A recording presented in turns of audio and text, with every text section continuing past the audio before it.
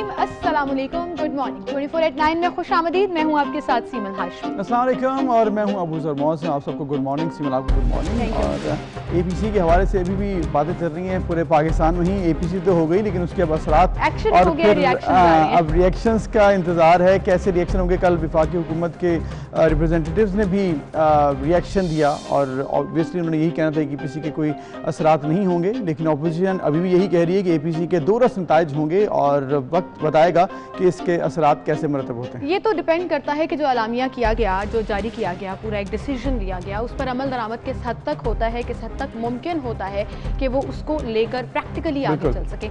इस पर आज हम बात करेंगे। इसके अलावा और भी बहुत कुछ है प्रोग्राम में। साथ ही साथ आपको ये भी बताते चले कि पंजाब में पोलियो कैंपेन शुरू हुई है और आज उसका दूसरा रोज है और ये कैंपेन्स बहुत ज़्यादा इंपॉर्टेंस रखती हैं, खास तौर पर तब जब आपका सेवरेज का सैंपल मुसलसल पॉजिटिव आ रहा और दुनिया में सिर्फ 2 ममालिक रह गए हों जिससे पोलियो खत्म नहीं हो रहा। तो ये एक अच्छी चीज़ है। इस कैंपेन में हम सबको अपना भरपूर किरदार अदा करना है। खुदारा अपने बच्चों की सेहत का आप खुद ख्याल रखें। पोलियो के 2 कतरे जिंदगी भर की माजूरी से आपके बच्चों को बचा सकते हैं। बिल्कुल, अवेयरनेस बहुत ज़रूरी है। पाकिस्तान के बहुत से ऐसे इलाके हैं जहाँ पर अभी भी पोलियो के कतरे पहुँचाने की टीम पहुँचती है तो फिर उस टीम को जो है तशद्दुद भी किया जाता है, उन पर हमले भी किए गए। तो ये वाक़यात होना बहुत अफसोसनाक है। जैसे आपने जिक्र किया है कि 2 सिर्फ ममालिक पूरी दुनिया में रह चुके हैं। दैट मीन्स कि यहाँ पर ये अभी भी इशू है। 90s में मैं देखता था कि पाकिस्तान से पोलियो ख़त्म हो गया, 2000 अर्ली में देखा कि पोलियो ख़त्म हो गया, लेकिन फिर सामने आ गया। दैट मीन्स कि अभी भी हमारी जो आवाम का रिएक्शन है वो मुस्बत नहीं है। अभी भी अक्रॉस द बोर्ड इस बात पर मुत्तफिक होना चाहिए कि पोलियो के कतरे पिलाना बहुत ज़रूरी है अपनी आइंदा नस्लों को बचाने के लिए। बिल्कुल सही। इसी के साथ हम चलते हैं अपनी टॉप स्टोरीज की तरफ।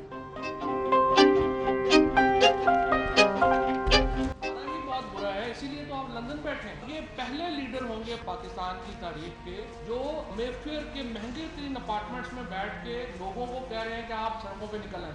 कल का इजलास जो है वो तजादात का मजमुआ है। सबसे ज्यादा शादियाने कहाँ बज रही हैं? आपके पड़ोस में। क्यों? कि हर उस इदारे को निशाना बनाया गया जिस इदारे से वो खाइफ हैं। मियाँ साहब की सेहत की तो अल्हम्दुलिल्लाह वो कोई फवाद चौधरी से कम सेहतमंद नहीं लग रहे थे। अल्लाह ताला ऐसे ही तंदुरुस्त रखे उनको। इनकी जो पिछले 20 और 30 साल से बनाई हुई जायदादें हैं वो भी दाव पे लगी हुई। हक़ाइक़ जानते हुए चीज़ों को मुतनाज़ बनाना, इससे वो न पाकिस्तान की खिदमत कर रहे हैं न जमहूरियत की खिदमत कर रहे हैं। नवाज शरीफ के ऐलान जंग पर वज़रा का पारा हाई। ऑपोजिशन का बयानिया पाकिस्तान से बाहर बनाया गया। फवाद चौधरी का दावा सबसे ज्यादा शादियाने भारत बजा रहा है। शाह महमूद कुरैशी का रद्द अमल। असद उमर बोले नवाज शरीफ फवाद चौधरी से कम सेहतमंद नहीं लग रहे। शिबली फराज ने कहा हक़ाइक़ को मुतनाज़ बनाना मुल्क और जमहूरियत की खिदमत नहीं।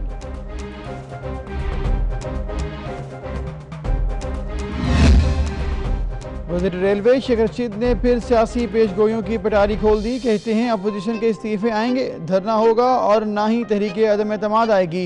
21 अक्टूबर तक अपोजिशन टूट फूट का शिकार हो जाएगी। इस्तीफों समेत तमाम ऑप्शन मौजूद। शहबाज शरीफ APC के फैसलों पर अमल करेंगे। साबिक वज़ीर आज़म शाहिद खाकान अब्बासी का ऐलान। कहा APC के फैसलों से पीछे हटने वाले की सियासत खत्म हो जाएगी।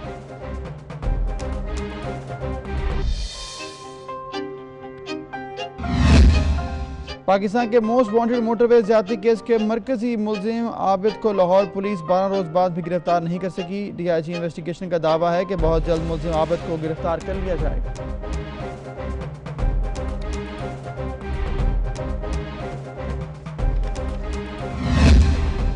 लाहौर मांगा मंडी में 5 अफराद की खातून से इज्तिमाई ज़्यादती। मुतासरा खातून हस्पताल मुंतकिल। तमाम मुलजमान को गिरफ्तार कर लिया गया। उधर फैसलाबाद में 2 मुख्तलिफ वाक़यात में बच्चों को मुबैना तौर पर ज़्यादती का निशाना बनाया गया। तमाम उम्र मैं हर सुबह की अजान के बाद, वाह वाह वाह, तमाम उम्र में हर सुबह की अजान के बाद एक इम्तिहान से गुजरा, एक इम्तिहान के बाद।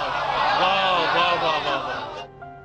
शायर और अदीब रईस अमरोही की 32वीं बरसी आज मनाई जा रही है। अदब से मोहब्बत करने वाले उर्दू के इस अजीम सरमाया को 22 सितंबर 1988 को नामालूम अफराद ने कत्ल करके अब्दी नींद सुला दी। एपीसी तो हो गई इतवार को, लेकिन उसका रद्द अमल जो है वो अभी भी उसका मुसलसल सिलसिला जो है वो जारी है। ऑपोजिशन ने हुकूमत की तरफ से जो ऑपोजिशन ने जो एपीसी की हुकूमत की तरफ से अब उस पर रिएक्शन आ रहा है, जिस पर कल सब ने मिल बैठकर प्रेस कॉन्फ्रेंस की, जिसमें असद उमर साहब भी थे, फवाद चौधरी भी थे, शाह महमूद कुरैशी थे, शिबली फराज थे। और ये जो पूरी प्रेस कॉन्फ्रेंस की गई, इसमें ऑपोजिशन का भांडा फोड़ने की पूरी तरह से कोशिश की। बिल्कुल, इरादे क्या हैं ऑपोजिशन के, ये तो अब हमें मालूम है। अक्टूबर, नवंबर, दिसंबर, जनवरी की डेट्स दी गई हैं। मुख्तलिफ मराहिल पर अपोजिशन अपने एहतजाज रिकॉर्ड करवाएगी। लेकिन कल वफाकी हुकूमत के रिप्रेजेंटेटिव्स ने प्रेस कॉन्फ्रेंस करते हुए कहा कि नवाज शरीफ शफाफ इंतखाबात के आदी नहीं हैं। नवाज शरीफ ने इंतखाबी अमल को मशकूक बनाने की कोशिश की है और चीज़ों को जानबूझकर मुतनाज़ा बनाने से अपोजिशन पाकिस्तान की खिदमत नहीं कर रही। उन्होंने कहा कि नवाज शरीफ ने इलेक्शन को धांधली ज़दा करार दिया। नवाज शरीफ 3 बार जिन इलेक्शंस में वज़ीर आज़म बने वो शफाफ थे और बाकी सब धांधली ज़दा। अगर उनके हक में फैसला ना हो तो इलेक्शन को मतनाज़े बनाना ऑपोजिशन का वतीरा है और बेहतर तौर पर ये जानते हैं, क्योंकि पिछले टेन्योर का अगर हम जिक्र करें यहाँ पर तो वो गलत नहीं होगा कि ये पूरी की पूरी जमात ऑपोजिशन में बैठी थी और मुसलसल 5 साल तक धांधली और जाली इलेक्शंस का दावा जो है वो इनकी तरफ से भी किया जाता था। तो इन्हें पता है कि ऑपोजिशन का वतीरा है ये। बहरहाल शिफरी फराज ने कल ये कहा, साथ ऑपोजिशन का वतीरा इसीलिए है जो कि एक इशू बहुत बड़ा है रिफॉर्म्स का, इलेक्शन रिफॉर्म्स के ऊपर तो सब इलेक्शन रिफॉर्म्स के ऊपर मुत्तफिक सब हैं, लेकिन कोई इस पर काम नहीं करता। और अगर इलेक्शन रिफॉर्म्स पर काम किया जाए, पहले 5 साल में भी कर लिया जाता, इस हुकूमत में भी कर लिया जाए, सब पार्टीज इकट्ठी मिल बैठे और इलेक्शन रिफॉर्म्स पर काम करें तो ये गिले जो है वो खत्म हो सकते हैं। पॉसिबल है? अग्री नहीं करेंगे, मतलब एक इस तरह बैठ जाए कि अपने मुफादात के लिए सब they would never agree on the point के रिफॉर्म्स होने। जब आवाम का मुफाद होगा वहां पर इकट्ठा कोई भी नहीं होता। अपने मुफाद के लिए सब एपीसीज भी होती हैं, प्रेस कॉन्फ्रेंस भी होती हैं, इकट्ठे वज़रा भी बैठ जाते हैं। तो ये इंतहाई अफसोसनाक है, इसमें कोई शक नहीं है। कल शिबली फराज ने कहा कि वज़ीर आज़म ने ऑपोजिशन रहनुमाओं की तकारीर को चलने दिया। मौलाना फजल रहमान की तकरीर पर उन्होंने कहा कि ये हमने नहीं रोकी, ये पीपल्स पार्टी ने लाइव नहीं दिखाई। अब आई थिंक वो आपस में भी एक दूसरे, क्योंकि मौलाना साहब नाराज हो गए थे एपीसी के दौरान। इस मौका पर फवाद चौधरी साहब भी गुफ्तगू कर रहे थे और उन्होंने ये कहा कि ये ऑपोजिशन का जो बयानिया है ये पाकिस्तान में नहीं बना, ये बाहर कहीं बना है। बिल्कुल, अब बाहर कहाँ पर बना है, अब यहाँ नवाज शरीफ ही इस बात को बेहतर जानते हैं और अपोजिशन ही बता सकती है। असद उमर का ये भी कहना था कि नवाज शरीफ फवाद चौधरी से कम सेहतमंद नहीं लग रहे, यानी कि मियाँ नवाज शरीफ की सेहत भी ऑब्वियसली डिस्कस हो रही है। सब यही कह रहे हैं और हुकूमत के जो सपोर्टर्स हैं कि मियाँ नवाज शरीफ सेहतमंद थे, तो फिर ऑब्वियसली जब रिपोर्ट्स बनाई गई तो किसने बनाई, इस पर भी तहकीकात होनी चाहिए। अब मियाँ नवाज शरीफ गुज़िश्ता 10 माह से इंग्लैंड में हैं, उनका वहाँ पर इलाज क्यों नहीं हो रहा, इस पर भी अब इन्वेस्टिगेशन होनी चाहिए।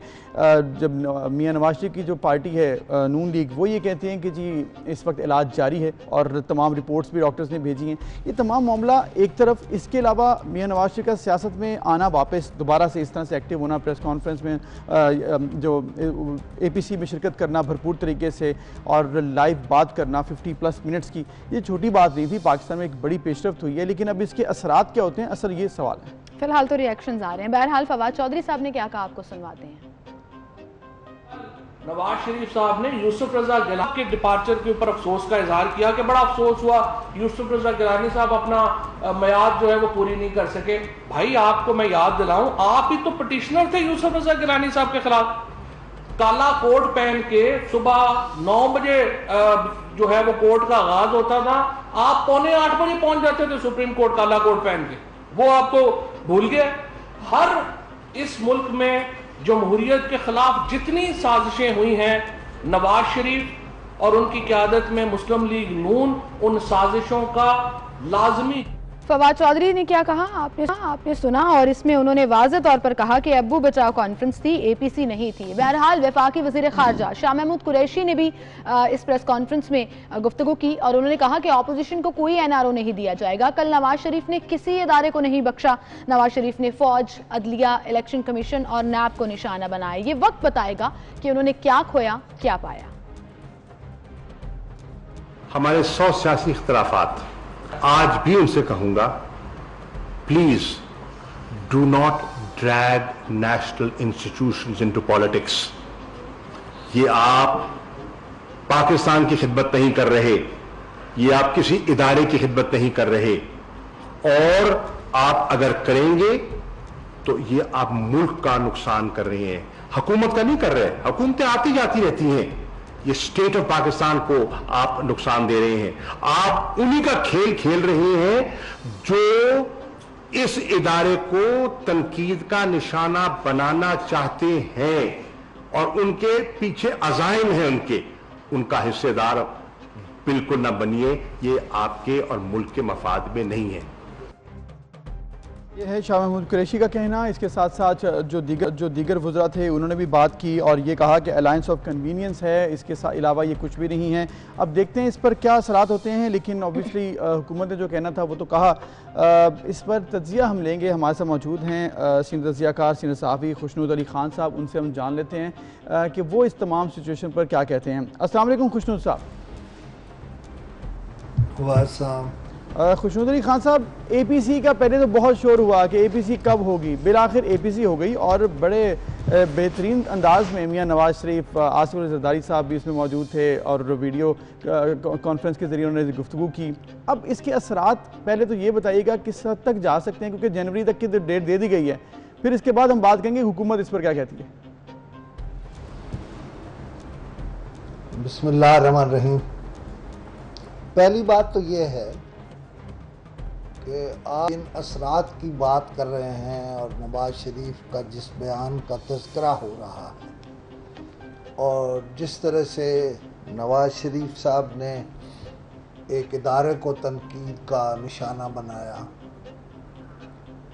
मैं समझता हूँ कहीं गलती हो गई है। जो 16 सितंबर की ISI मेस में सियासतदानों यानी अपोजिशन की मुलाकात थी जी।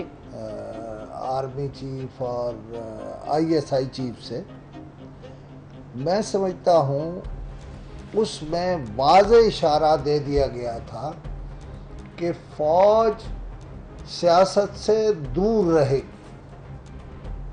लिहाजा ये नवाज शरीफ साहब ने ओवरडूइंग कर दी है। मैं समझता हूँ इसमें नवाज शरीफ को जो लोग कह रहे हैं कि जी कामयाबी नहीं होगी और मुस्तकबिल ख़त्म हो गया, बिल्कुल गलत है। इदारों ने रीथिंक करना शुरू कर दिया है अपने किरदार के बारे में और फ़ौज को, मामला फ़ौज का ये है कि वो अपना किरदार मुल्क की अंदरूनी सलामती और कौमी इस्तेकाम पर वो इसको महदूद करना चाहते हैं। उन्होंने वाज़ेह इशारा दे दिया है। लिहाजा ये जो तबसरा है कि जी कोई असर नहीं हुआ और कोई असर नहीं होगा, मैं समझता हूँ बहुत ज़्यादा तबसरे करने वाले शायद शाह से ज़्यादा शाह के वफादार हैं। देखिए PTI जो है जी, उसने मसला पैदा कर दिया है हुकूमत के लिए नहीं बल्कि इदारे के लिए कि वो इदारे का नाम इतना इस्तेमाल करते हैं कि अपोजिशन को जवाब में उस इदारे का जिक्र करना पड़ रहा है। इसका जिम्मेदार कोई और दूसरा फरीक नहीं है, खुद PTI के वज़रा हैं।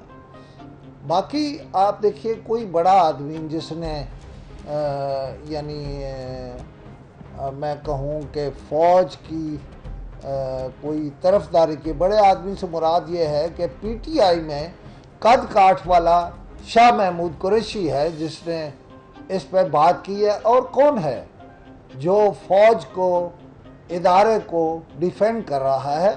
मैं समझता हूँ ये भी एक आप समझिए कि क्रेडिट की बात है कि शेख रशीद साहब कह रहे हैं कि नहीं भाई, शहबाज जो है, शीन लीग जो है वो फ़ौज के साथ है, तो ऑलराइट, फिर फिक्र की क्या बात है, फिर तो अच्छी बात है। खुशनूद साहब वो इसलिए भी कि मुफाहमत की सियासत कहा जाता है शहबाज शरीफ की सियासत को विद डिफरेंट डिसीजंस को पैरामीटर्स में रखते हुए। अभी जो आप जिक्र कर रहे हैं उसमें इसकी क़यादत ने खुद भी ये वाज़ह किया है कि किसी भी सियासी मामले से फ़ौज को दूर रखा जाए।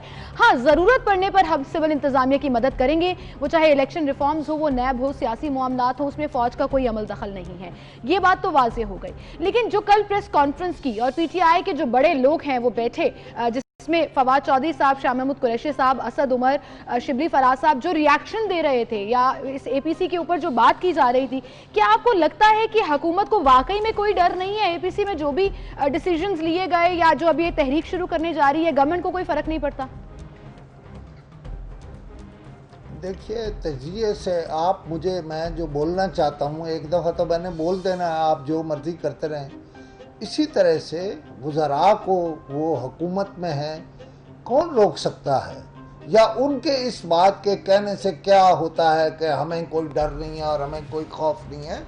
आप देखिए, अगले महीने से काम शुरू हो रहा है और अक्टूबर तक इसने पीक पर जाना है। मेरा सिर्फ एक सवाल है, आपने मुझसे सवाल किया है जी, मैं आपसे और जो हमारे नाजरीन हैं उनके सामने एक सवाल रखता हूँ।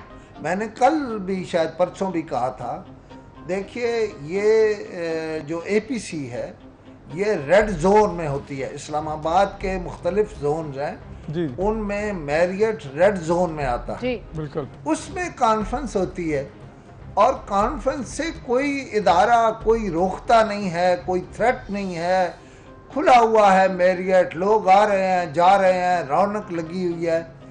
तो मैं समझता हूँ इदारों को ये मालूम था कि नवाज शरीफ बोलेगा। हाँ, ये नहीं मालूम था, ये शायद शहबाज को भी नहीं मालूम था कि वो क्या बोलेगा, मगर वो बोलेगा। और इदारों ने इस कॉन्फ्रेंस की, ये इस एपीसी की इजाज़त दी है। मतलब इस हवाले से ये एक्चुअली तो इजाज़त ही है ना कि रुकावट नहीं डाली। जी। तो आप इस पे सोचते जाएं कि अगर उन्होंने नहीं रोका तो इसका क्या मतलब है, ये कहाँ तक जा सकता है मामला। और अब फौज अगर सियासत में मदाखलत नहीं करेगी, लेकिन खुशनूर साहब आपने कहा है कि ये जब मुलाकात हुई शायद ओवर डूइंग करके मियां नवाज शरीफ, एपीसी से 2 रोज़ कबल ये बताया जा रहा है, कल सोशल मीडिया पर मुख्तलिफ ट्वीट्स भी हुए इस मुलाकात के हवाले से जिस पर आप जिक्र कर रहे हैं। फ़ौज पाकिस्तान, हसास इदारे और फिर अपोजिशन के जो लीडरान थे सभी मौजूद थे। मौलाना फजल रहमान की प्रेजेंटेशन उनके बेटे ने की थी, शहबाज शरीफ थे, बिलावल भुट्टो थे।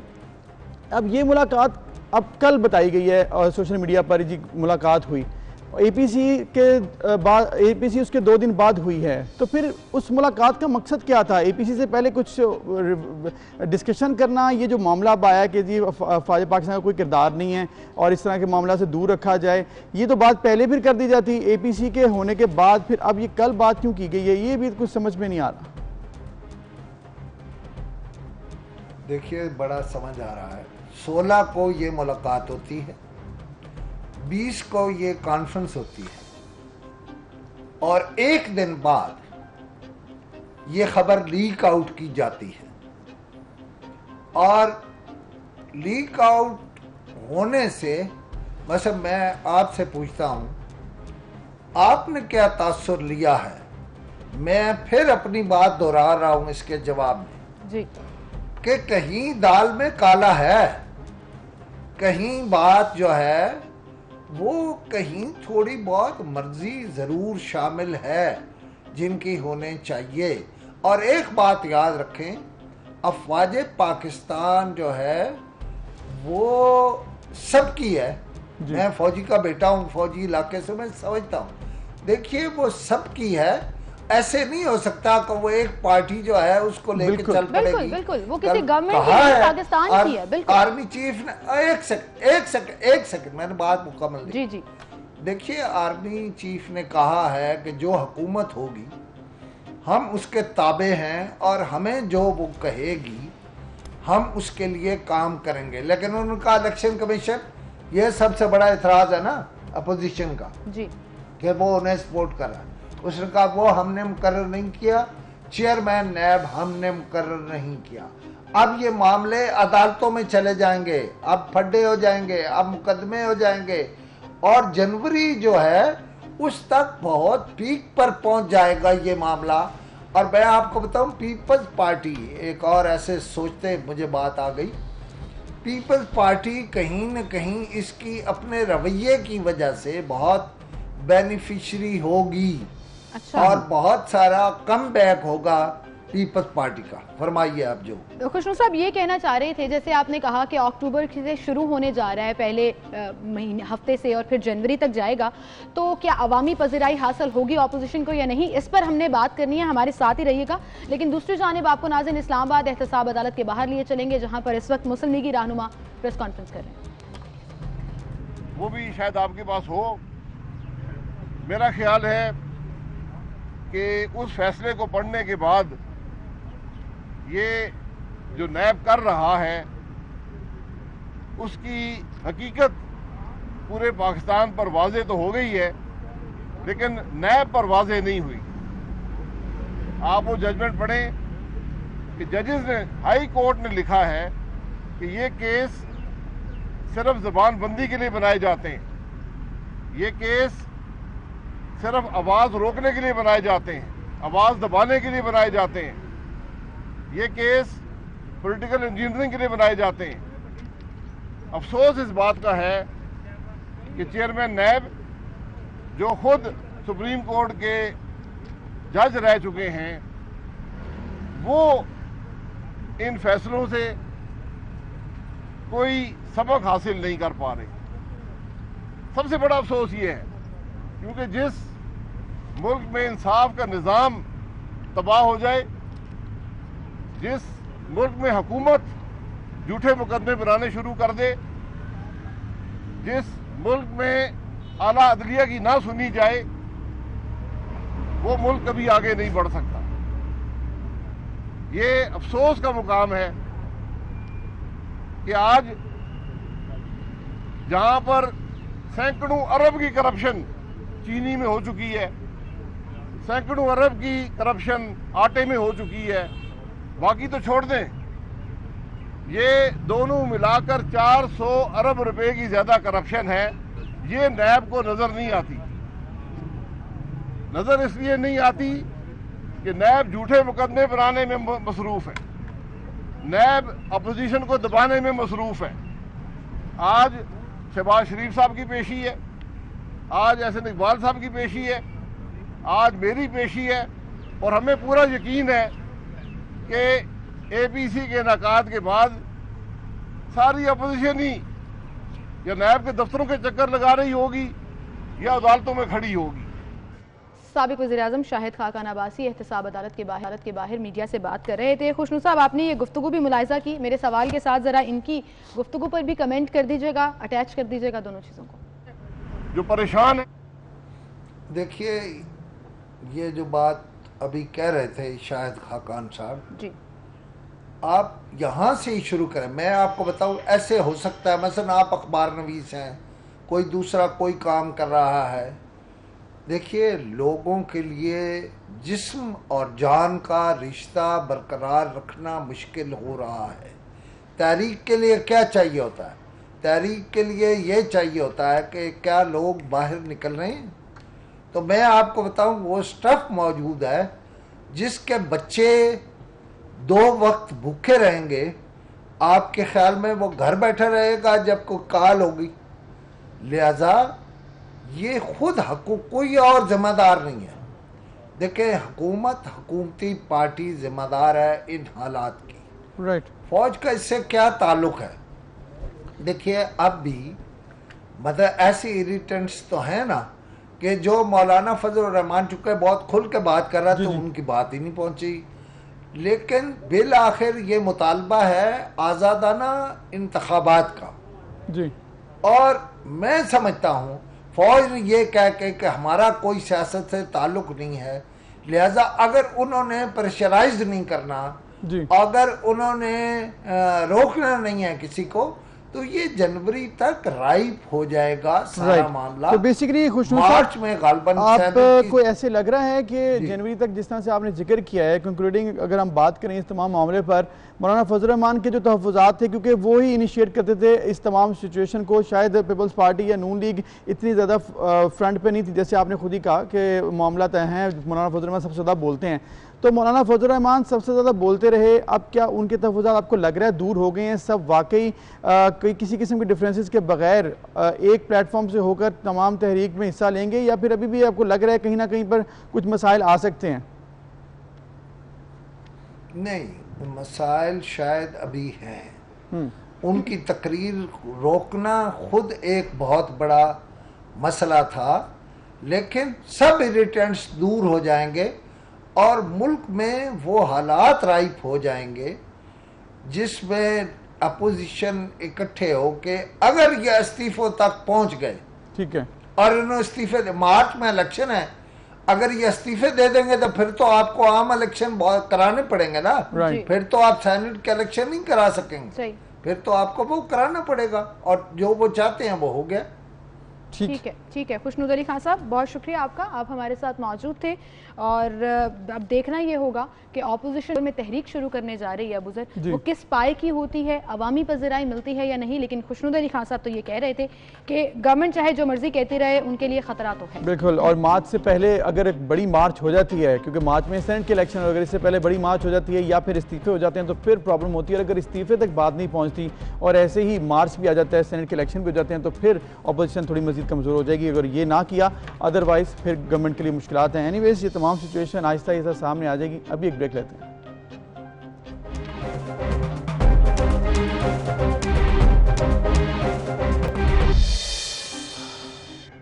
वेलकम बैक नाज़रीन। 12 रोज़ हो चुके हैं और इंतहाई अफसोस के साथ हमें ये कहना है कि अभी भी मुलजिम गिरफ्तार नहीं हुआ, यानी कि जो मुजरिम है, बल्कि अब तो मुलजिम आबिद मल्ली अभी तक गिरफ्तार नहीं हुआ। मोटरवे रेप केस के बाद अभी तो पूरा पाकिस्तान इंतज़ार कर रहा है कि पुलिस कब गिरफ्तार करेगी। सिर्फ अभी ये बात की जाती है कि जी हमने तमाम टीमें तश्कील दे दी हैं, 20 से ज़ायद हम यहाँ पर जा रहे हैं, छापे मार रहे हैं, वो यहाँ से भाग गया, वहाँ से भाग गया, लेकिन अभी तक कुछ काम नहीं हो सका। फ़लाँ रिश्तेदार को पकड़ लिया, फ़लाँ रिश्तेदार को पकड़ लिया, ये टेंटेटिव लुक्स हैं उसकी जो बनाई गई हैं, क्योंकि इसकी साली जो किश्वर पुलिस ने पकड़ी थी तो उसने ये बताया था कि उसने अपना हुलिया तब्दील कर लिया है।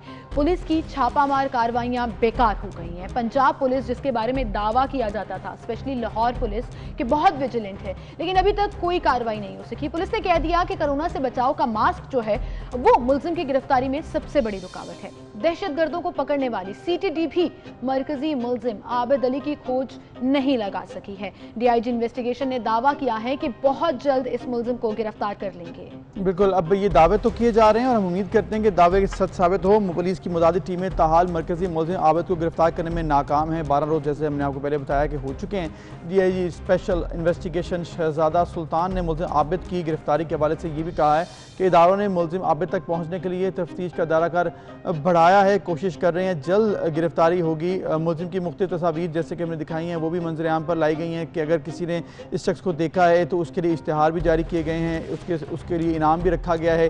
कोई सिटीजन जर्नलिज्म जिस तरह कहते हैं, लोग अपनी कोशिश कर कर अगर इसको देखते हैं या फिर पहचानते हैं तो वो पुलिस को बताएं ताकि पुलिस के लिए भी कुछ मदद हासिल हो सके। और पुलिस ने तहकीकात का दायरा कर मजीद वसी कर दिया है और इसमें फैसलाबाद को भी शामिल किया गया है, क्योंकि इस मुलजिम का ससुराल फैसलाबाद से है। डीआईजी इन्वेस्टिगेशन शहजाद सुल्तान ने मजीद ये भी बताया कि मुलजिम के भेस बदलने का मामला भी सामने आया, जिस पर 28 तफ्तीशी टीमों को मुलजिम के साथ मुख्तलिफ खाके जारी किए गए हैं, जो इस वक्त आप अपनी स्क्रीन पर भी देख सकते हैं। मुलजिम शफकत और मुलजिम आबिद की बीवी की निशानदही पर मुलजिम की रैकी भी की जा रही है, जल्द गिरफ्तारी भी अमल में लाई जाएगी। मुलजिम की गिरफ्तारी के लिए जाल भी बिछाया गया है, शफकत की तरह आबिद को भी जल्द गिरफ्तार कर लिया जाएगा। ये वो सब के सब दावे हैं जो पुलिस की तरफ से किए जा रहे हैं, लेकिन अफसोस ये है कि 12 रोज गुजरने के बावजूद अभी तक इस मुलजिम का पता नहीं लगा। जमीन खा गई, आसमान खा गया, कहां छुपकर बैठ गया वो कि मुलजिम अभी तक पुलिस की हिरासत में नहीं। बिल्कुल, पंजाब पुलिस के बारे में तो कहा जाता है कि पाताल से भी कुछ शख्स हो उसको भी ले आती है अगर ऊपर सर पर पड़ जाए, लेकिन अब तो पूरा पाकिस्तान इस वक्त प्रेशराइज कर रहा है और ख़ुद भी मॉरल प्रेशर में पुलिस और ये कोशिश कर रही है, लेकिन क्यों नहीं पकड़ पा रहे हैं। या तो सिस्टम जो है उसमें कुछ फ्लॉ है या फिर इसके अलावा जो तहकीकाती स्टाइल है उसमें मज़ीद बेहतरी की गुंजाइश है, और इसके अलावा जियो फेंसिंग भी की जा रही है, सबसे सिस्टम इस्तेमाल भी किए जा रहे हैं, जो मुखबर होते हैं उनसे भी कहा जा रहा है, लेकिन अभी तक कोई इस पर फ़ायदा नहीं हो सका पुलिस को। तमाम अजला में रैपिड रिस्पांस टीमें भी तश्कील दी गई हैं वो ताकि रिस्पांस कर सकें अगर किसी ने बताया हो,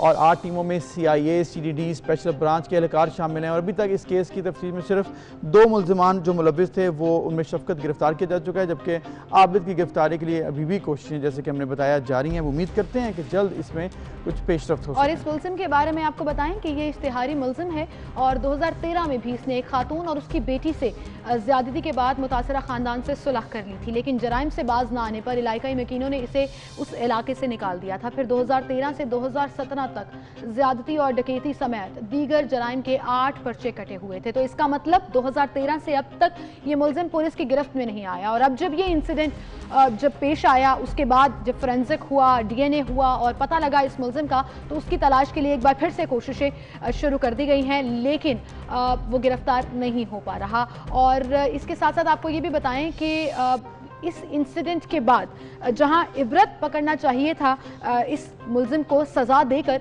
वाकयात बढ़ना शुरू हो गए हैं, रिपोर्ट ज्यादा होना शुरू हो गए हैं। अब 3 रोज कबल लाहौर के इलाके मुरीदके में एक अफसोसनाक वाकया पेश आया। खातून को उसके शोहर के सामने मुबैना तौर पर इज्तिमाई ज़्यादती का निशाना बनाया गया। बिल्कुल, इसके अलावा और भी बहुत से ऐसे वाक़यात हो रहे हैं। नौकरी की तलाश में लाहौर आने वाले मियाँ बीवी को मुबैना तौर पर अगवा करके ये इज्तिमाई ज़्यादती की गई है, 5 अफराद ने की। इस पर भी इन्वेस्टिगेशन जारी हैं कि ये क्या वाक़या है। इसके अलावा मांगा मंडी वाला जो है वो भी आपको बताया। फिर रायबंड के इलाके में भी एक वाक़या पेश आया था। फिर ये वाक़या सिर्फ लाहौर की हदूद में नहीं, इसके अलावा दीगर शहरों तक भी पहुँच चुके हैं। उकाड़ा की तहसील दीपालपुर में डकैती के दौरान इज्तिमाई ज़्यादती का भी अफसोसनाक वाक़या पेश आया, जहाँ थाना सदर दीपालपुर की हदूद में डाकुओं ने मेहनत कश के घर में घुसकर दराई ज़ेवरात यानी कि डकैती भी की और उसके बाद एक शादीशुदा खातून को असलहे की नोक पर ज़बरदस्ती इज्तिमाई ज़्यादती का निशाना बनाकर वहाँ से फ़रार भी हो गए। मांगा मंडी का आपने जिक्र किया, जिसमें 5 अफराद ने खातून से मुबैना ज़्यादती की। मुतासरा खातून को हस्पताल मुंतकिल किया गया। अब इस इज्तिमाई ज़्यादती के वाक़यात में एक और लेवल आ जाता है कमीनगी का, दरिंदगी का, जिसमें बच्चों के साथ ज़्यादती की जाती है और उन केसेस में भी इजाफा हो रहा है। और अगर मैं कहूँ कि फैसलाबाद में इस तरह के इंसिडेंट्स बहुत ज़्यादा रिपोर्ट हो रहे हैं तो वो गलत नहीं होगा। फैसलाबाद में 2 मुक़ात में जो रिसेंट हुए हैं उसमें बच्चों को मुबैना तौर पर ज़्यादती का निशाना बनाया गया। एक सुलेमानिया कॉलोनी का रिहायशी 11 साल बच्चा घर से सौदा सल्फ लेने गया तो मुलजिम इमामुल हक ने उसे अपने साथ ले जाकर ज़्यादती का निशाना बनाया। जबकि दूसरा वाक़या चक झुमरा के चक 103 जीम बे में पेश आया, जहां पर 8 साल बच्चा घर से दूध लेने जा रहा था।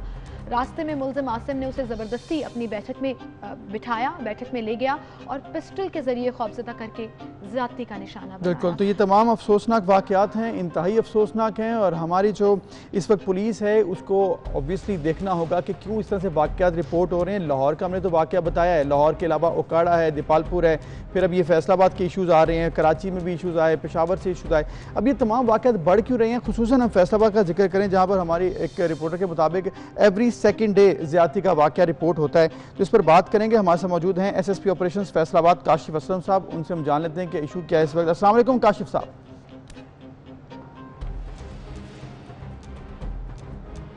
जी वालेकुम अस्सलाम। काशिफ साहब बहुत शुक्रिया वक्त देने के लिए। जैसे कि आपने सुना भी होगा, हम बता रहे थे कि इस वक्त इशूज़ ये हैं कि जहाँ वाक़यात हो रहे हैं, ज़्यादती के मुख्तलिफ रेप केसेस सामने आ रहे हैं, बच्चे हों बड़े हों सभी इसमें शामिल आ रहे हैं।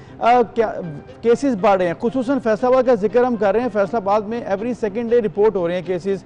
वजह क्या है, क्या सिचुएशन है, क्या मसाइल हैं, क्यों नहीं पकड़े जा रहे मुलजिम, या फिर अगर पकड़े जाते हैं तो फिर उनको सज़ा क्यों नहीं दी जाती? इशू क्या चल रहा है इस वक्त?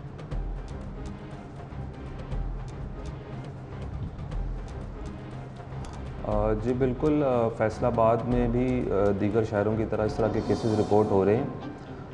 रिसेंटली जो इंसिडेंट हुआ है उसके बाद ये देखने में आया है कि अब लोगों ने ऐसे केस चीज़ उनके साथ होती है या उनके बच्चों के साथ कोई ऐसा वाक़या होता है तो लोग अब रिपोर्ट ज़रूर करते हैं। पहले थोड़ा सा रिपोर्टिंग में लोगों ने किसी वजह से कम रिपोर्ट करते थे। मैं ये समझता हूँ कि वाक़यात तो उसी तसलसल से हैं जिस तरह माजी में है, कोई उसमें ख़ास इंक्रीज़ नहीं है। लेकिन ये है कि अब लोग रिपोर्ट भी करते हैं और पुलिस फ़ौरन उनका केस रजिस्टर भी करती है। और दूसरी बात यह है कि जैसे कि मुलज़मान की गिरफ़्तारी का ताल्लुक़ है, जैसे आपने जो फैसलाबादी केसेस का जिक्र किया, इसमें अल्लाह के फजल से हमने दोनों केसेस में मुलज़मान को अरेस्ट किया हुआ है और कानून का जो प्रोसीजर है वो हमने अडॉप्ट किया और इंशाल्लाह उनको हम पूरी कोशिश करेंगे कि कड़ी से कड़ी सज़ा मिले। बिल्कुल सही। अच्छा, किस तरह से इन्वेस्टिगेशंस की जाती हैं, पुलिस किस तरह से काम करती है?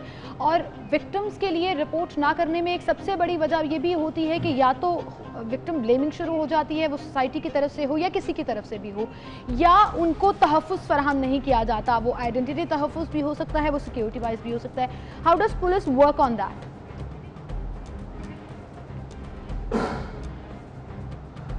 जी बिल्कुल, देखें, ये जो एक इंसिडेंट रिपोर्ट करना है, इसके लिए बड़ी एक मॉरल करेज की ज़रूरत होती है। अब जैसे हमारी सोसाइटी है, इसमें कोई ऐसा इंसिडेंट रिपोर्ट करता है तो माशरे में ज़रा वो लोग ज़रा ज़्यादा प्रोमिनेंट हो जाते हैं। अब लोगों की तरह तरह की सोच होती है। जो सबसे पहले तो मैं इनकरेज करना चाहिए कि जो भी ऐसा वाक़या रिपोर्ट करता है उसको मॉरली इनकरेज करना चाहिए। उसकी आइडेंटिफिकेशन का भी कोई ऐसा कानून होना चाहिए कि उसकी शनाख्त जो है वो पब्लिक के सामने ना आए, ताकि उनको कोई किसी किस्म की शर्मिंदगी या नदामत का सामना ना करना पड़े। दूसरा उसमें यह है कि जैसे इन केसेस को ट्रेस करने के लिए हमें बहुत ज़्यादा फोरेंसिक एविडेंस की ज़रूरत होती है। उसमें मेडिकल है और मेडिकल रिपोर्ट में जो DNA सैम्पलिंग है उसका रिज़ल्ट कई दफ़ा डिले से मौसूल होता है। उसमें भी थोड़ा सा हमें इन्वेस्टिगेशन कंक्लूड करने में थोड़ी सी उसमें प्रॉब्लम होती है, डिले हो जाता है। अगर ये कोई ऐसा सिस्टम हो जिसमें ऐसे वाक़यात की रिपोर्ट हमें 24 या 48 घंटे में आ जाए, ताकि अगर कोई केस जेन्युइन है तो उसको फाइनलाइज करने में हमें आसानी हो, और अगर कोई केस जेन्युइन नहीं है तो कम से कम अगर किसी की रेपुटेशन को डैमेज करने के लिए कुछ हो रहा है तो उसको भी हम फौरी कंक्लूड कर सकें। तो अगर इस तरह के 2-3 हम स्टेप्स लें तो मुझे उम्मीद है कि लोगों का कॉन्फिडेंस भी बहाल होगा और जो मुजरमों को कैफ़े किरदार तक पहुँचाने में भी खातिर ख्वास आनी होगी। काशिफ साहब, इस तरह से आपने बताया कि ऑब्वियसली इसमें टेक्नोलॉजी का इस्तेमाल बेहतर होना है, रिस्पांस बेहतर होना ज़रूरी है, फिर हौसला देना, हिम्मत देना बड़ा ज़रूरी है। तो ओवरऑल इस वक्त जो सिचुएशन है आपने हमें बताया है, अभी कौन कौन से केसेस आपको नज़र आ रहे हैं कि जो कि पेंडिंग हैं, और इस पर जिस तरह से लाहौर का केस है अभी भी मुल्ज़िम गिरफ्तार नहीं हुआ, क्या वजह हो सकती है, क्यों नहीं गिरफ्तार किया जा सकता? ऐसे क्या ग्लिचेस होते हैं कानून में या फिर इन्वेस्टिगेशन में?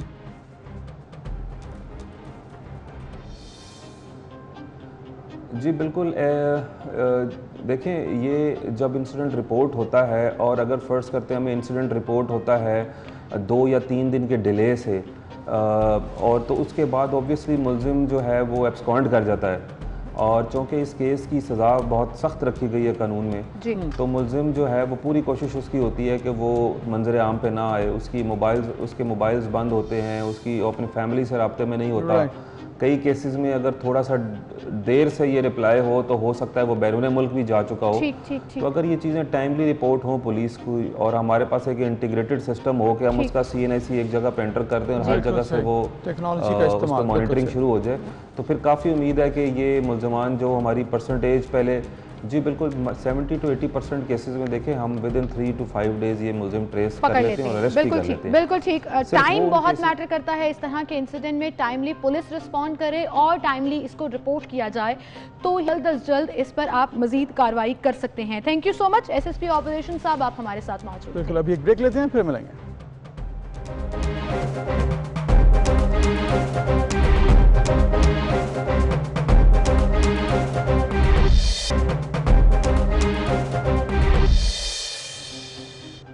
हम अपनी ज़िंदगी तो बसर कर चुके रईस, ये किसकी ज़ीस्त है जो बसर कर रहे हैं हम? जी हाँ, बिल्कुल। अजीम शायर रईस मरूही की आज 26वीं बरसी है और उनको हमसे बिछड़े कई साल गुजर गए, और उनका ताल्लुक़ जो है वो अदबी घराने से है। उनके वालिद भी अल्लामा सैयद शफीक भी शायर और आलिम थे, जबकि रईस मरूही का असल नाम सैयद मोहम्मद मेहदी था।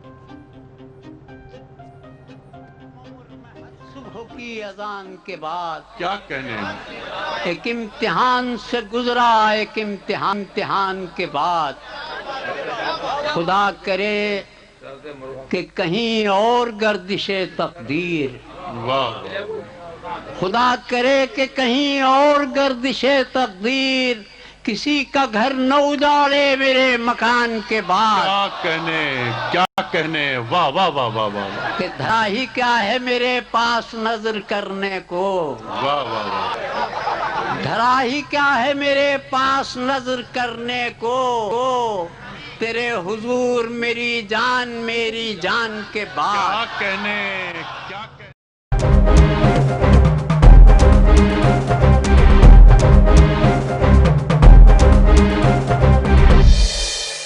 Welcome back. एक बार फिर से आपको खुशामदीद कहेंगे। नाज़रीन, कुछ इंटरेस्टिंग स्टोरीज हैं, कुछ आवामी इंटरेस्ट की स्टोरीज हैं, वो चाहे टैक्स रिलेटेड हों, चाहे क्राइम स्टोरीज हों कि ब्रेक थ्रू क्या हो रहा है, अपडेट्स क्या हैं, कुछ फॉलो अप्स हैं स्टोरीज के, या हम आपको बताएंगे टॉप स्टोरीज में।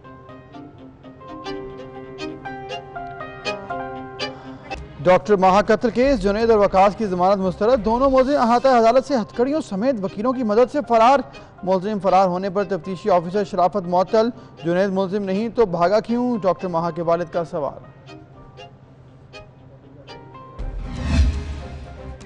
स्टेट बैंक की शरह सूद 7% बरकरार रखने का फैसला। कोरोना वबा की वजह से शरह सूद में 6.25% कमी की जा चुकी है।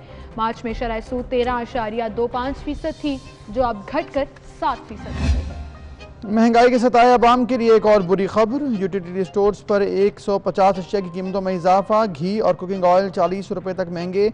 मसाला जात की कीमतों में 30 से 100% तक इजाफा।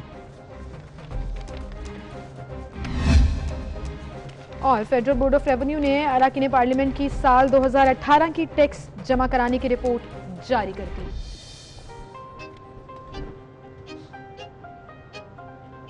ये थी हमारी टॉप स्टोरीज और सबसे पहले हम जिक्र कर लेते हैं डॉक्टर माहा कत्ल केस की। और आपको याद होगा कि 24 न्यूज़ पेश रहा है इस केस की तमाम अपडेट्स आप तक पहुंचाने में, और हमेशा हमने हर पहलू से इस पर बात भी की है, वो चाहे इस नामजद मुलजिम से खुद इंटरव्यू की सूरत में ही क्यों ना हो। डॉक्टर माहा मुबैना कत्ल केस में सिटी कोर्ट ने मुलजिम जुनैद और वकास की दरख्वास्त से जमानत मुस्तरद कर दी, जिसके बाद मुलजिमान अपने वकील की मुआवनत से बआसानी अहाता अदालत से फरार हो गए। बिल्कुल, जुनैद के हवाले से अगर आपको बताएं कि जुनैद से भी हमारी बात हुई थी, जुनैद के वालिद से भी हमारी बात हुई, इसके अलावा जो डॉक्टर माहा है उनके वालिद से भी बात हुई। ये तमाम केस हमने पहले दिन से इस पर इन्वेस्टिगेट किया, आप तक पहुंचाया, लेकिन ये जो कल हुआ है ये इंतहाई हैरानकुन परेशान कुन है कि ये आखिर अहाता अदालत से फरार क्यों हुआ और पुलिस देखती रह गई।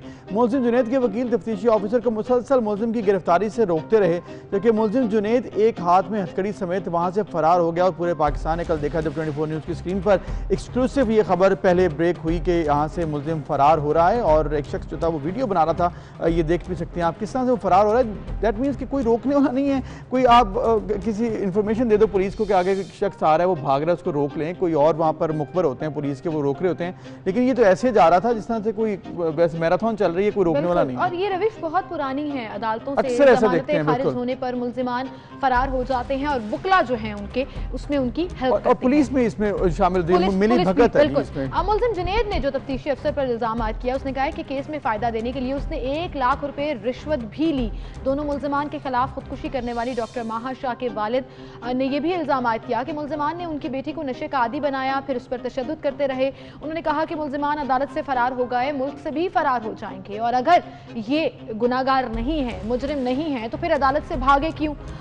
मुकामी अदालत में मुलजिमान दोनों ही जुनैद और वकास की जमानत में तौसीक कर दी गई थी गुज़श्ता हफ्ते, लेकिन आइंदा समात पर तहकीकाती रिपोर्ट पेश करने का हुक्म भी दिया गया था। जबकि 19 अगस्त को कराची के इलाके डिफेंस में जब खातून डॉक्टर माहा की लाश उनके घर से मिली थी, फिर 4 सितंबर को कराची की मकामी अदालत में माहा का दोबारा पोस्टमार्टम के लिए कब्र कुशाई की इजाज़त देने से इनकार कर दिया गया था। ये वो तमाम अपडेट्स हैं जो हम आपको वक्तन फ़वक्तन भी बताते रहे हैं और इस पर बात भी करते रहे हैं कि क्यों डॉक्टर माहा के वालिद ने FIR दर्ज कराई थी, किन बेसिस पर उनको शक हुआ था, और अब ये आपके सामने है। मुलजिम अगर अहाता अदालत से फरार हो गया है तो इसका मतलब कहीं ना कहीं वो गिल्टी है। अच्छा, अब मुलजिम जुनैद है जो ऑब्वियसली अब इसने हमसे गुफ्तगू भी की थी हमारी टीम से, और इससे प्रेस कॉन्फ्रेंस से पहले हमारी टीम से गुफ्तगू की जिसमें हमने इससे पूछा था कि क्या मामला है, जिस पर इसने कहा कि मेरे पर इल्ज़ाम है, बल्कि मैं तो वो शख्स आखिरी शख्स था जिससे डॉक्टर माहा बिल्कुल अच्छे ताल्लुकात के साथ बात करके ख़त्म हुई और सिर्फ 8-10 मिनट बाद ही उसका कत्ल हो गया या फिर उसने खुदकुशी की। अब ये तमाम मामला है डॉक्टर जुनैद डॉक्टर माहा जो है उसका कत्ल हुआ है या उन्होंने खुदकुशी की है, ये भी मामला इसलिए बन चुका क्योंकि जो रिपोर्ट आई थी उसमें ये बताया जा रहा था कि जो गोली है वो लेफ्ट हैंड से लगी है और वैसे डॉक्टर माहा जो है वो राइट हैंड की हैं। तो ये तमाम इश्यूज थे। अब इस पर ऑब्वियसली पुलिस को इन्वेस्टिगेट करना है, लेकिन अगर जुनैद मुलजिम या मुजरिम नहीं है तो फिर उसे डर किस बात का है, वो क्यों फरार हो रहा है। उसके वालिद ने भी कहा था हमें कोई डर नहीं है, हमसे उन्होंने भी बात की थी, जुनैद ने भी बात की थी, उसने भी कहा था मुझे कोई डर नहीं है। आपको याद होगा तो वो स्क्रीनशॉट्स कॉन्वर्सेशन के हमने देखे और दिखाए भी कि 11 बजे के करीब मौत का वक्त था डॉक्टर माहा की, और 10:30 बजे के करीब जुनैद ने दिखाया कि वो डॉक्टर माहा से बात कर रहा था और बड़ी लाइट वे में कॉन्वर्सेशंस हो रही थी। इनफैक्ट जुनैद ने ये सवाल रेस किया था कि उस आधे घंटे में क्या हो गया कि माहा ने अपनी जान ले ली। अब ब्लैकमेलिंग की गई या नहीं की गई, तशद्दुद किया गया या नहीं किया गया, डॉक्टर माहा के वालिद जो हैं वो डटे हुए हैं अपने स्टांस पर। लेकिन इससे पहले कि हम इस स्टोरी को आगे लेकर चलें, हम आपको दिखाना चाहते हैं एक मरतबा वो क्लिप जिसमें हमने जुनैद से डायरेक्टली राब्ता करके बात की थी उसकी प्रेस कॉन्फ्रेंस से पहले की बात। और ये तमाम सवालात जो है वो 24/9 की टीम ने, हम सब ने मिलकर तैयार किए थे कि हम हर एंगल से इस चीज को मीडिया के सामने लेकर आएंगे। उस वक्त जुनैद ने क्या कहा था आपको सुनवाते हैं। मुझे जब भाई की कॉल आई तो मैं खुद हॉस्पिटल पहुंचा हूँ 12 बजे के करीब, और पूरी रात में साथ था इसके अब्बू के। इसकी अम्मी जो हैं तब आई हैं 4:30 बजे, लेकिन मैं 12 बजे से हॉस्पिटल में था। चीपा पे NIC भी मैंने अपना दिया, फॉर्म भी मैंने खुद फिल करवाया, और वहाँ जो पूरी पेमेंट थी एम्बुलेंस से लेके, कफन से लेके, गुसल से लेके, कॉफिन बॉक्स से, हर चीज़ की पेमेंट मैंने खुद की। और इसके अब्बू ने एंड में मुझे बोला थैंक यू बेटा, आपने बहुत कुछ किया है। जब वहाँ से जब निकले एम्बुलेंस से चीपा के लिए, तो ये भी इसके अब्बू को ही मैंने कहा कि आप कितना इंतज़ार करेंगे, उसको ब्लीडिंग हो रही है, उसका गुसल जो है चीपा से करा देते हैं। कि ये भी कि इसको हॉस्पिटल में जो खर्चे करने होते थे, जो रेड बुल वगैरह पीनी होती थी, उसकी भी मैं उसको एंड में जिस दिन 17 तारीख को आई है उस दिन इसने मुझे बोला कि मैंने लेंसेज ऑर्डर किए हुए हैं, उसके भी 10,000 रुपये मैंने दिए। लेंसेज ऑर्डर जो किए थे उसके 10,000 मैंने दिए। 13 तारीख को एक दोस्त की बर्थडे थी असफन की, तो उस बर्थडे में 13 तारीख को मेरे साथ गई है, ठीक है, 13 को साथ गई है। उसने मुझे खुद थोड़े टाइम पहले बोला था कि मेरी जो है उसकी अपने अब्बू से कोई बहस चल रही थी, कोई प्रॉपर्टी का कोई डिस्प्यूट था, और उसने अपने अब्बू को बोला था कि उसकी अम्मी की कोई जगह थी जिस पे कि मुझे हमें घर लेना है या वो लेना है। फिर माहा ने मुझे मैसेज भी किया था कि I take my. WhatsApp chat में आज तक कोई ताबिश का जिक्र ही नहीं है, ताबिश से शादी हो रही है या कुछ। और उसके भाई ने, अली ने, मुझे जिस दिन माहा की डेथ हुई, माहा को एम्बुलेंस में रखा, मुझे उसने बोला कि जुनैद 2 नाम थे जो मैं सुन रहा था, ताबिश या तबरेज़, इन दोनों में से कोई एक है शायद जिसके माहा टच में है। और मुझे उसने ये नहीं बोला है कि ताबिश को मैं जानता हूँ या नहीं, या इस तरह कुछ नहीं। मुझे बोला ताबिश या तबरेज़, जो मैंने ये दोनों नाम उसके भाई की तरफ से, जब मैं ASP से पहला टाइम मिला था, मैंने जाके ये 2 नाम भी दिए थे कि उसके। तो ये किरदार है मरकज़ी जुनैद, जिसकी गुफ्तगू हमने आपको सुनाई है। सबसे पहले इसने हमसे बात की थी और हमने बताया किस तरह से इशू बढ़ा। इसके बाद हमने डॉक्टर माहा के वालिद से ही बात की थी, उन्होंने भी हमारे साथ प्रेस कॉन्फ्रेंस से पहले बात की और उन्होंने भी यही कहा कि मेरी बेटी पर तशद्दुद किया गया था, ब्लैकमेल किया गया। ये तमाम मसाइल हैं जिस पर हमने उनसे भी गुफ्तगू की थी। बिल्कुल सही। डॉक्टर माहा के वालिद साहब इस वक्त हमारे साथ मौजूद हैं, उन्हें हम शामिल गुफ्तगू करेंगे। अस्सलाम वालेकुम सर। जी अस्सलाम वालेकुम। वालेकुम सलाम। बहुत शुक्रिया सर वक्त देने के लिए। कल जो मनाजर दिखाए पूरे मीडिया चैनल्स ने और 24 न्यूज़, आपको पता है कि पहले से ही इस केस पर हर एंगल से जो है वो रिपोर्टिंग भी कर रहा है। दरख्वास्त मुस्तरद हुई, दोनों मुल्ज़िमान अहाता अदालत से भाग गए, क्या कहेंगे आप इस पर? जी बस ये आप लोगों ने देखा, सारी दुनिया ने देखा, जो इतना अच्छा से जुनैद मीडिया को, पुलिस को, कोर्ट को, इन सब को मिसगाइड कर रहा था। तो अगर वो इतना सच्चा था तो उसको फेस करता। ज़ाहिर है उसने सारी चीज़ों में उसने अपना सारा बनाया हुआ था, उल्टी सीधी चीज़ें, और फेस नहीं किया और भाग गया। सही। आसिफ अली शाह साहब, ये बताइएगा कि आप अब इन्वेस्टिगेशन तो अभी भी केस की जारी हैं, ये ऑब्वियसली इसने सोचा होना है कि मैं ज़मानत से पहले ही भाग जाऊं, क्योंकि ज़मानत तो मुस्तरद हो गई थी, अब दोबारा से ज़मानत कराएंगे या फिर मामला को सेटल करके वापस आएगा, ये तो एक अलग मामला है। इन्वेस्टिगेशंस में इस वक्त कहाँ तक बात पहुँची है? कब्र कुशाई के हवाले से बात की जा रही थी और ये भी कहा जा रहा था कि शायद डॉक्टर माहा को खुदकुशी इन्होंने नहीं की, कत्ल किया गया है। कुछ इस तरह भी पेशरफ्त हुई है, कुछ इन्वेस्टिगेशंस हो रही हैं? लेकिन कब्र कुशाई के लिए तो हमने दे दी थी एप्लीकेशन, और बोर्ड के लिए जो इंशाल्लाह जैसे पूरा उनका प्रोसीजर कंप्लीट होगा तो बताएंगे इंशाल्लाह। रही बात मर्डर की, तो कोई अब ऐसी चीज़ नहीं कि ये मैंने पहले से बोला हुआ था कि ये सुसाइड है, लेकिन ये सुसाइड हुई किस वजह से? मेरा पहली प्रेस कॉन्फ्रेंस में यही था कि वो रीजन क्या है सुसाइड का।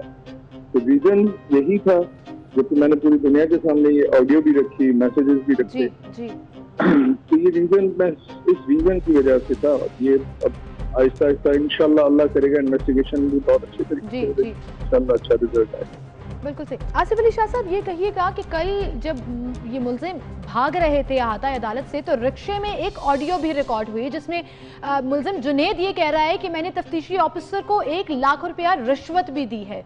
तो क्या आपको लगता है पैसा या रिश्वत इस केस को कहीं मुतासर करेगा? देखिए, एक तो इस बंदे की बात को मैं कुछ नहीं मानता, जुनैद कुछ भी कह रहे वो सारा झूठ पे हो गया। और दूसरा ये कि आप बताएं कि वो बार बार बोल रहा था कुरान लाओ कुरान लाओ कुरान लाओ, और बात हो रही है रिश्वत की, और उसके बाद बोलता है साबित करोगे तो 1 करोड़ और दूंगा, अगर आप उस पूरी ऑडियो को सुनें। जी जी। तो ये मुझे बताएं कि मैं शुरू दिन से यही कह रहा हूँ कि इन लोगों की सोच कहाँ से शुरू से कहाँ से खत्म होती है, वो है सिर्फ पैसा। पैसे के साथ हम सब कुछ करते हैं।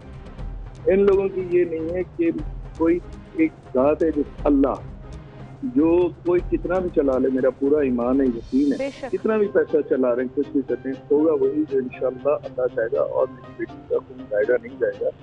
तो उसने अगर खुदकुशी की तो उसकी वजह सिर्फ ये थी कि वो रेजिस्ट कर रही थी जो ये लोग चाहते थे। मेरी बेटी ने बहुत बर्दाश्त की हुई चीजें, बहुत ज्यादा उसको इतना टॉर्चर किया हुआ इन्होंने। ये क्या शाह साहब, ये बात भी पहले ऑब्वियसली आप भी FIR में भी ये दर्ज करवा चुके हैं कि टॉर्चर किया गया। एक क्योंकि ये तो भाग गया, ऑब्वियसली पुलिस का काम है इसको गिरफ्तार करेगी, फिर इन्वेस्टिगेट करेगी कि ऐसे भागा।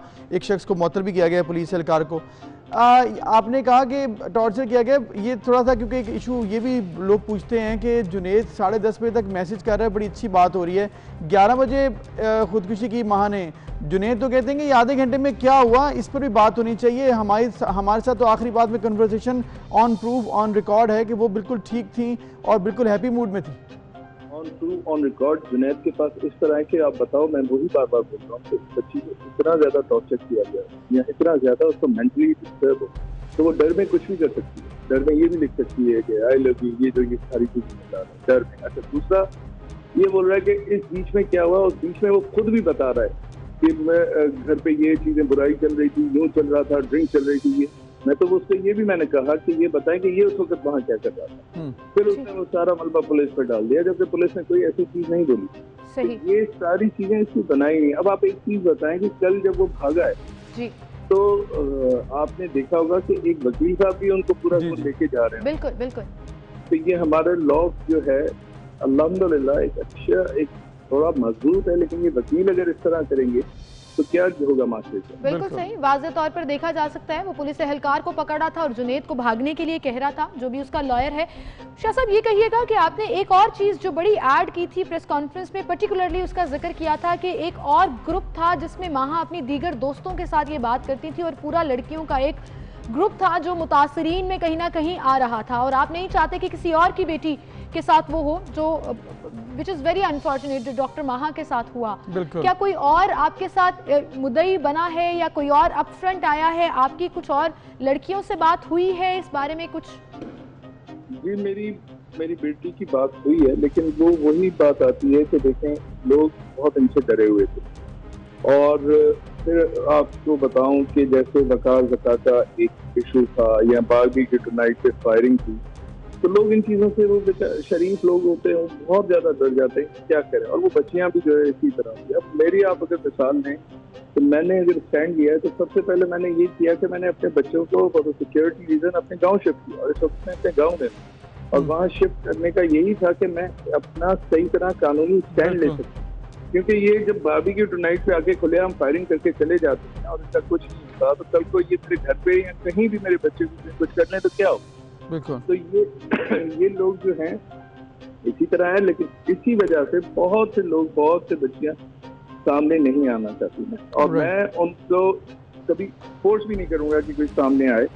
अल्लाह उनको हिफाजत करे। ये लोग इतने, लेकिन ऑब्वियसली जब तक ऐसे लोगों को पकड़ा नहीं जाएगा या फिर उनको कोई सज़ा नहीं दी जाएगी, तब तक इस तरह से केसेस सामने आते रहेंगे। आसिफ अली शाह साहब, बहुत शुक्रिया, आपने हमें बताया तमाम अपने तहफ़्फ़ुज़ात से। और एक चीज़ बड़ी इंपॉर्टेंट है जो उन्होंने की है कि विक्टिम्स की फैमिलीज़ को सिक्योरिटी प्रोवाइड करना, ये भी सरकार का, इंतज़ामिया का काम होता है कि अगर ऐसा हो जाए कि अगर आपकी विक्टिम की फैमिली को असर कोई और उसको टारगेट कर ले तो फिर ये तमाम मामला मज़ीद ख़राब हो सकता है, इसलिए लोग सामने नहीं आते। लेकिन मैं खुले दिल से ये बात कहना चाहती हूँ कि हमारा प्लेटफॉर्म हमेशा अवेलेबल रहेगा।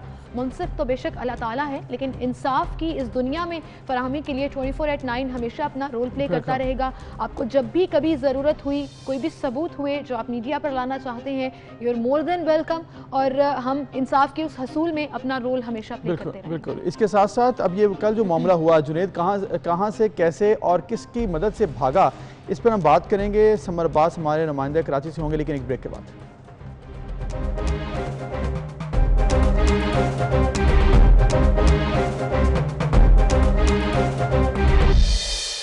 Welcome back. एक बार फिर से आपको खुशामदीद कहेंगे। मैं एक क्वेश्चन ना दबा के बैठी हुई थी कि जैसे ही हम ऑन एयर जाएंगे मैं अबूजर से पूछूंगी, और मैं ऑन एयर पूछने वाली हूँ, अबूजर आप टैक्स रिटर्न फाइल सबमिट कराते हैं? बिल्कुल बिल्कुल, अल्हम्दुलिल्लाह करवाता हूँ, और कोई 7 साल हो चुके हैं। मेरे ऊपर ना आ जाए। आप बताएं आपने कब फाइल करवाया? ऑन एयर रिकॉर्ड हो रहा है ये सारा कुछ। रीजन से शुरू करती हूँ। टैक्स रिटर्न फाइल करना ना एक हवा बना लिया जाता है। ऐसा लगता है कि पता नहीं क्या हो जाएगा, कि हम टैक्स रिटर्न सबमिट करा देंगे तो गवर्नमेंट हमें पकड़ लेगी और हर तरीके से शायद हमसे पैसे ही लेती ये बात किसी हद तक सही भी है, क्योंकि आपने कहा ना मैं करवाता हूँ, मैं पता है कैसे करवाता हूँ। एक लॉयर है, उसको हर साल अपने डॉक्यूमेंट्स देते हैं, वही फाइल करता है और वही टैक्स जमा करवा देता है, और उसके बाद मुझे रसीद मिल जाती है। क्योंकि जब मैं वो 8-9 पेजेस का वो पढ़ता हूँ ना सारा फॉर्म, मुझे समझ नहीं आती। हालांकि एजुकेशन में अल्हम्दुलिल्लाह काफ़ी पढ़ लिया, लेकिन बहुत से अभी भी मसाइल आते हैं जब ऐसे आप फॉर्म फिल करने बैठते हो ना टैक्स के। और आम लोग जो पाकिस्तान में मेजॉरिटी है वो तो इतना ज़्यादा पढ़ ही नहीं सकती है, फिर क्या मसला है? इसीलिए लोग थोड़ा सा इसमें, ये मेरा मसला है जो मैंने इस दफा अभी तक सबमिट नहीं कराई। बट मैंने सोचा बहुत सी रीजंस में ये मसला है कि मैं अपनी ये सारी चीजें क्लियर करूं, इस पर हम बात करें, और फिर मेरे साथ आप लोग जिन्होंने अभी तक टैक्स फाइल रिटर्न सबमिट नहीं कराई वो इसमें अपना रोल प्ले करें, टैक्स रिटर्न फाइल कराएं। इसके फायदे क्या हैं, किस तरह इसको आसान बना रही है गवर्नमेंट, FBI डिपार्टमेंट क्या रोल प्ले कर रहा है, और हम एज ए सिटीजन किस हद तक इससे फायदा उठा सकते हैं अपनी रोजमर्रा की चीजों में, इस पर आज हम बात करेंगे।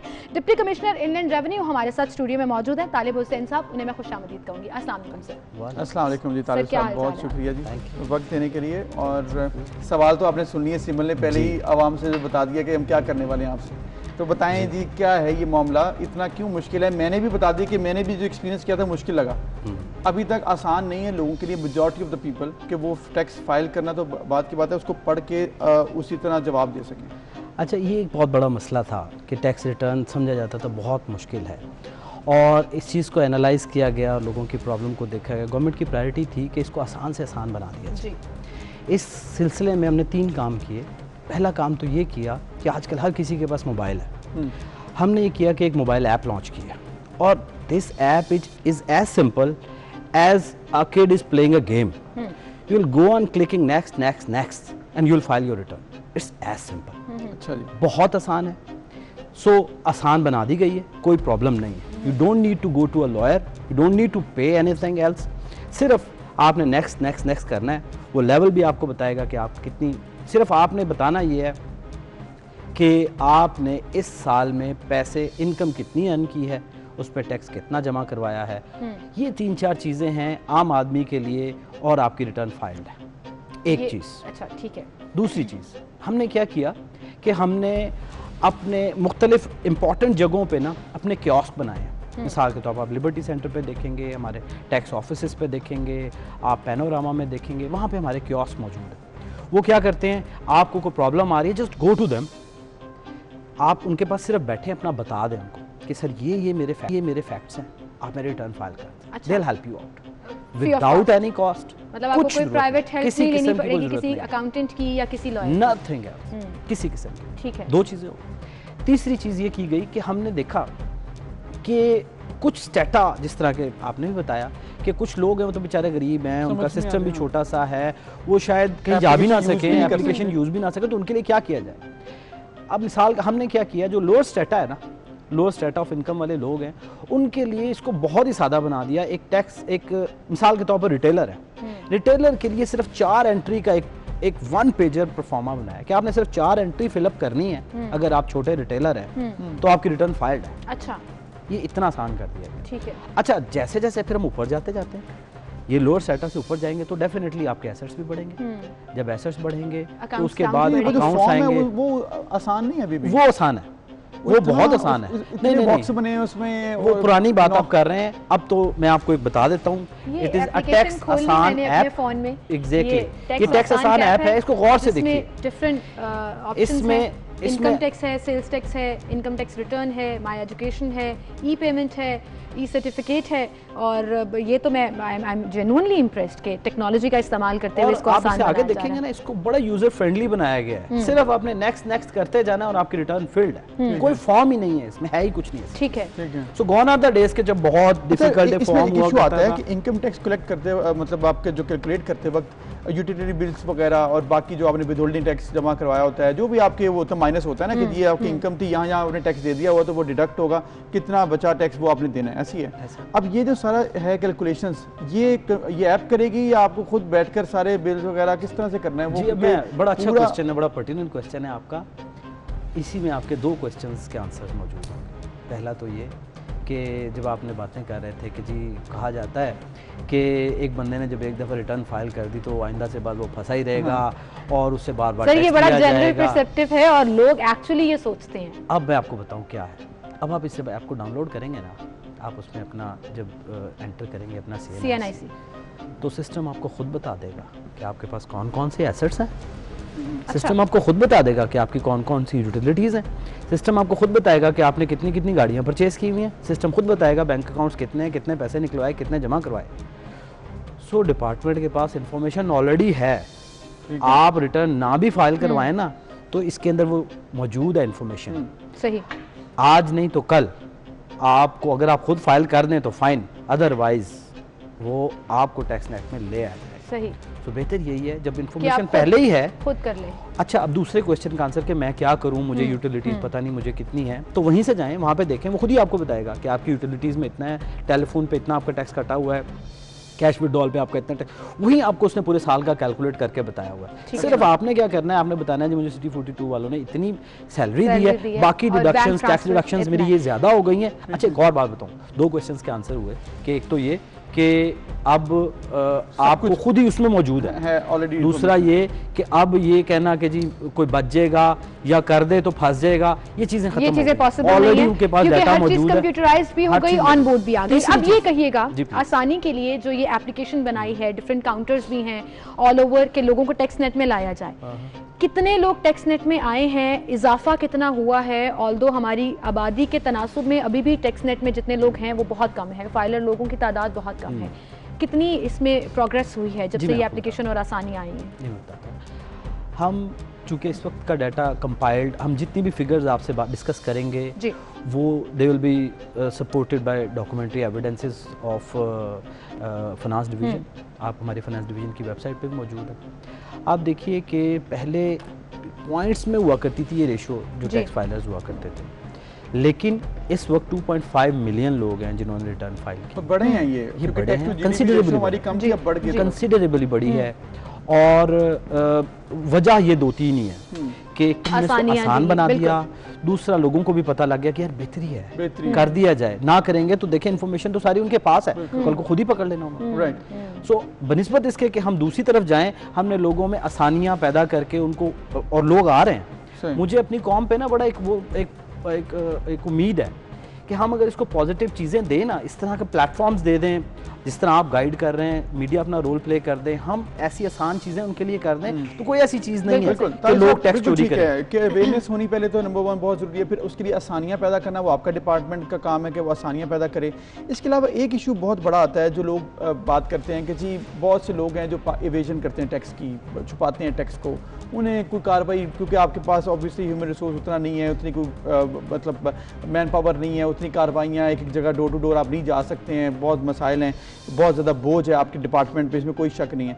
लेकिन फिर लोग कहते हैं जी इतनी दुनिया यहाँ पे पड़ी है जिसको पकड़ते नहीं, हमारे सामने वो सब कुछ कर रहे हैं, हम तो टैक्स देते थे, हमें पकड़ लिया, हमारे साथ ज़्यादती हो गई, हमारी रिफंड नहीं दिए, हमारा टैक्स जो है वो रख लिया। ये बड़े इशूज़ हैं, शिकायत हुई। अच्छा, इसके हवाले से मैं आपको बताऊँगा कि गवर्नमेंट ऑफ पाकिस्तान ने ना एक 4 pronged स्ट्रेटजी अपनाई है। वो क्या है? जिसमें सबसे पहली ये है कि स्ट्रक्चरल रिफॉर्म की जाए FBR में। FBR के स्ट्रक्चर आप देखें, ह्यूज ट्रांसफर पोस्टिंग्स हुई हैं बहुत, और जॉब डिस्क्रिप्शंस डिफाइन हो गई हैं, उनके सामने लिख दिया गया ये टारगेट है। अगर कोई हैंकी बहुत ज़्यादा होता है कि ये भी मसाइल। जी मैं आता हूँ उस पर। ये ना हुआ तो इस तरह होगा, अगर किसी के खिलाफ कोई हमें शिकायत आई तो ये हो जाएगा। आपने देखा बहुत सारी इंक्वायरियाँ, मतलब अब तो इस तरह उसको कर दिया गया कि आप अभी देखें आप कि इतनी सारी ट्रांसफ़र पोस्टिंग्स हुई हैं, सबको ऊपर नीचे, और स्ट्रक्चरल सेटिंग्स ऐसी हुई हैं, न्यू जुरिसडिक्शन बना दी गई हैं, एक स्ट्रिक्ट कंट्रोल सिस्टम बना दिया गया, जिसकी वजह से ये कहना कि जी सिर्फ किसी ख़ास को पकड़ा जाएगा और बाकियों को छोड़ा जाएगा, ये पॉसिबल नहीं रहेगा। ठीक है। एक चीज़, स्ट्रक्चरल रिफॉर्म पूरी कर दी गई है, वो हो चुकी हुई है। दूसरा, ट्रांसपेरेंसी पे काम किया गया। आप गौर कीजिए कि हम देखते हैं कि यूके में एक बंदा है, वो घर में बैठा हुआ है, अगर उसने काम नहीं किया है तो खुद ही साल बाद उसके पास एक रिफंड का वाउचर आ जाएगा, ले जी IRS ने आपको ये रिफंड बनाया, आपका ये इतने डॉलर्स आपको मिल गया। यहाँ पे भी पाकिस्तान में हमने इसको किया है, हमने 16 बिलियन रुपीस के रिफंड दिए और विदाउट एनी इंटरेक्शन, कोई किसी के पास नहीं गया, सिर्फ सिस्टम जनरेटेड है आपके अकाउंट में, ऑटोमेटिकली क्रेडिट हो गया। अल्फाज में अगर हम बोलें तो आप आसानी पैदा कर रहे हैं, ख्वारी को कम कर रहे हैं, जिससे लोग ज्यादा इस पर आएंगे। लेकिन इसके साथ मैं थोड़ा सा क्वेश्चन को पूरा कर दूं जी, तो साथ ही ना इसका मतलब आप ये 16 बिलियन के जब रिफंड इशू हुए तो किसी पर्सनल इंटरेक्शन खत्म कर दी गई। एक ट्रांसपेरेंट वे में, अगर किसी का ज्यादा कट गया था, एक बंदा है वो रेडी वाला है, वो आम आदमी है, उसका टैक्स, उसके टेलीफोन के बिलों में टैक्स कट गया है, अब जब वो कट गया तो उसकी तो टैक्सेबल इनकम ही नहीं है, तो उसको खुद ही उसके बैंक में पैसे डाल दिए गए, भाई ये आपका यहाँ पैसे चला गया, तो ट्रांसपेरेंट रिकॉर्ड होगा ना। ये हमारे पास तो था, ऑटोमेटिकली हमने वो किया गया और इस पर साबित किया गया कि FBR में ट्रांसपेरेंसी को हमने हाईएस्ट लेवल पे ले गए। ठीक है, और ये बड़ा ज़रूरी भी है। टाइम मेरे पास शॉर्ट है, लेकिन मैं चाह रही हूँ कि इस क्वेश्चन की तरफ हम लाजमी आए कि रिटर्न फाइल सबमिट कराने के फ़वाइद क्या हैं, कंज्यूमर एंड पर क्या क्या फ़ायदे होंगे। कुछ थोड़े बहुत सबको आइडिया होता है, लेकिन मैं चाह रही हूँ कि coming it from you would be authentic, और लोगों को आइडिया होगा कि हम यहाँ बेनिफिट ले सकते हैं और टैक्स रिटर्न फाइल करने का हमें ये फ़ायदा होगा। अब तो आप जिस जगह भी जाएंगे ना, आपसे क्वेश्चन पूछा जाएगा, आर यू अ फाइलर और नॉट। आप बैंक में जाते हैं, कैश विड्रॉ करते हैं, फाइलर है नहीं है, अगर फाइलर है तो टैक्स नहीं कटेगा, नॉन फाइलर तो टैक्स कटेगा। आप जा रहे हैं, आपके बच्चे स्कूल जा रहे हैं, वहाँ पे फायदा है, वहाँ पे अगर आपने टैक्स फाइलर हैं तो आपका टैक्स नहीं कटेगा, आप नॉन फाइलर हैं, टैक्स कटेगा। बिल्कुल ठीक। इसी तरह आप गाड़ी रजिस्टर कराते हैं, आप प्लॉट लेते हैं, आप कोई चीज खरीदते हैं, आप कोई भी काम करते हैं ना, हर जगह क्वेश्चन यही होगा, are you a filer. Filer को एक अच्छा मुकाम दिया गया as compared to that of non filer. Non filer के टैक्सेस को डबल कर दिया गया। सो हर जगह फायदे हैं। दूसरा एक इम्पॉर्टेंट बात यह है कि अब तो हमने, जिस तरह सर ने भी कहा कि हमारा रिसोर्स की शायद प्रॉब्लम्स हैं, सब कुछ है, लेकिन हमने इसको ऑटोमेट कर दिया, ह्यूमन इंटरेक्शन को कम से कम कर दिया। देखिए, अगर आपको पता है कि गवर्नमेंट ऑफ पाकिस्तान को ये चीज़ पता है कि मेरे पास ये एसेट्स मौजूद हैं, सिस्टम बता रहा है आपको, गवर्नमेंट ऑफ पाकिस्तान खुद बता रही है कि आपके पास एसेट मौजूद है, और फिर भी आप रिटर्न ना फाइल करें तो फिर आपकी भी है और फिर पकड़ भी। और तीसरी में इंपॉर्टेंट बात, ये हमारी नेशनल रिस्पॉन्सिबिलिटी है, ये वो टैक्स कल्चर है कि अगर हम आम कर दें तो यकीन जानिए कि पाकिस्तान तरक्की के मनाजिल तय करेगा। और ये जो आसानियां अभी डिप्टी कमिश्नर साहब बता रहे थे, इससे ना सिर्फ सैलरीड पर्सन, कारोबारी हजरात और जो छोटा ताजिर तबका जो हमेशा से थोड़ा नाराज रहता है, उनके लिए भी आसानी हुई है। तो जरूरी है कि अपनी टैक्स रिटर्न फाइल सबमिट कराएं और अपना फर्ज अदा करें। थैंक यू तालिब हुसैन साहब, आप हमारे साथ मौजूद थे और हमने अवेयरनेस दी, और यही हमारी जिम्मेदारी भी है। और नाज़रीन, आज के लिए हमारा वक्त खत्म हो चुका है, इंशाल्लाह कल फिर मिलेंगे। अपना ख्याल रखिएगा, अल्लाह हाफ़िज़।